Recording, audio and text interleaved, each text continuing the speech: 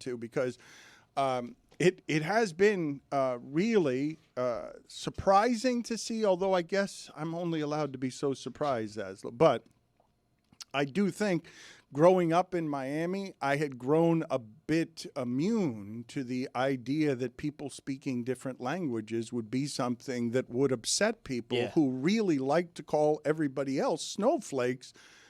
And they would run over to Kid Rock's, sideshow in white shorts because they would be so offended and want something more all-American than Spanish. And so when I say I'm surprised, like you guys all warned me this would be bad, and it's not like I haven't seen what's been going on in America over the last few years, but growing up in Miami, this is not really a thing here. It's not just for Spanish, Creole. Like when you grow up with diverse people and they become your friends and people you're always interacting with, you don't get so homogenized that you get scared of something like Spanish. And I understand what's happening in America, okay? Anytime I tell you I want you to be inclusive, you feel excluded. Like that's the way that transaction is working. Anytime I go to somebody and say, how about being inclusive if you're on the other side of this arguing with me? Like, no, that excludes me. I feel threatened by it, but I don't feel threatened by that. I grew up among it. What I feel threatened by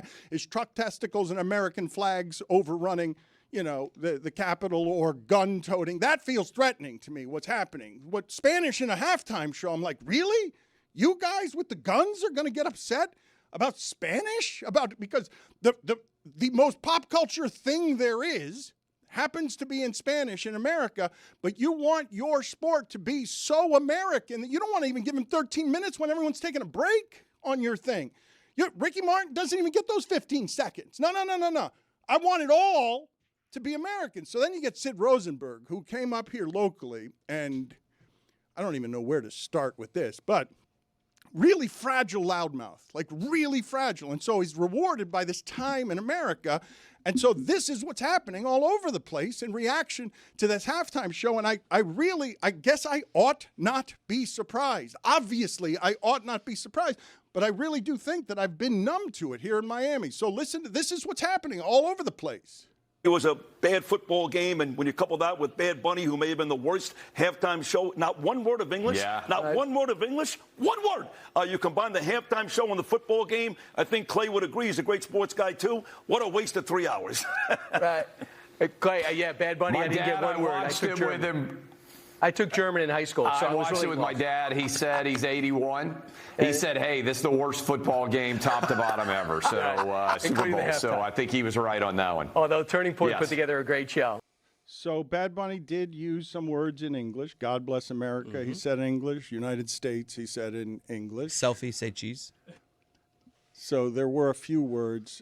You guys are unsurprised by this, right? I'm the naive one to see the size of the reaction because Megyn Kelly did this too, and this is her lane now. And there are plenty of people who want the right to put this under the flag, wrap themselves in the flag, and tell people who are not this homogenized, hey, get out of here with your different languages. I do think what we should do is when these games go to Madrid, we should make all the football players speak Spanish.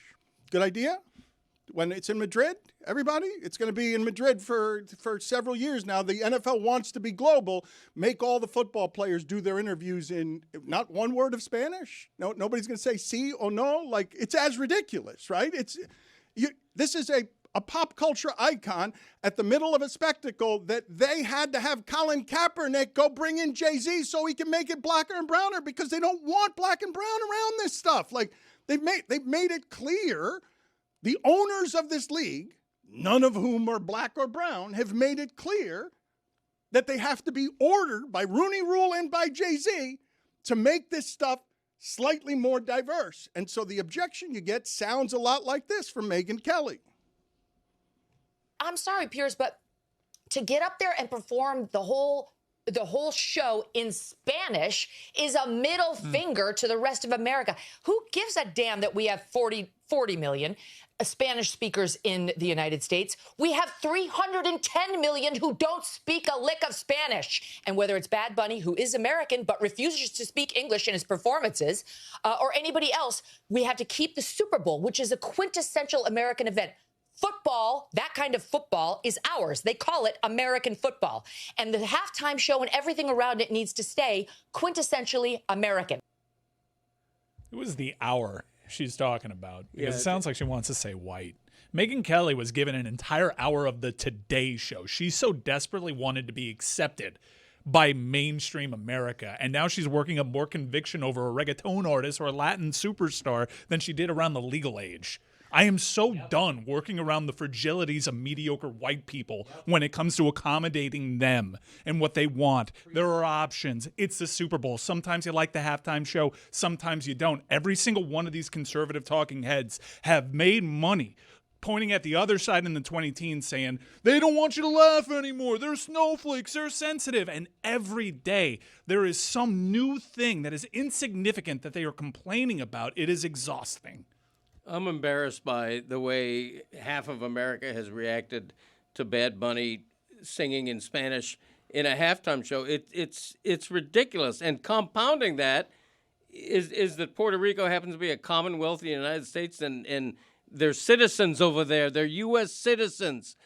It's part of our country. Why can't we embrace them? It's absurd.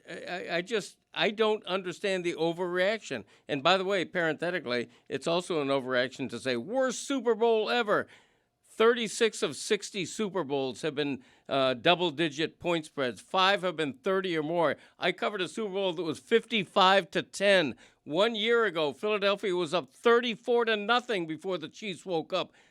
Bad Super Bowls are a thing. Halftime shows you don't like are a thing. But don't pin it on the fact that he's speaking Spanish. I enjoyed the music. I'm not a huge Bad Bunny fan, but I enjoyed the music, the pageantry of it.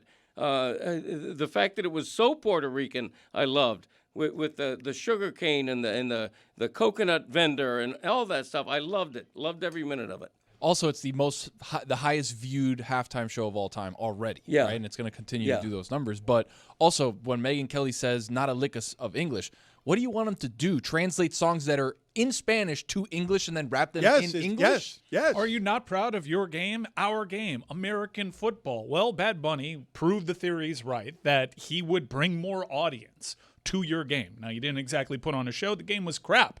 But it is a largely American experience. The world stops and watches this very American thing. You should be happy that Bad Bunny is bringing new audience to further indoctrinate everybody in your American thing. And the irony is these same people who are grifting off of this now, right, by feeding into the fury, they never complain about America's pastime having so many Spanish speakers within it, right? Major League Baseball. Baseball is America's pastime.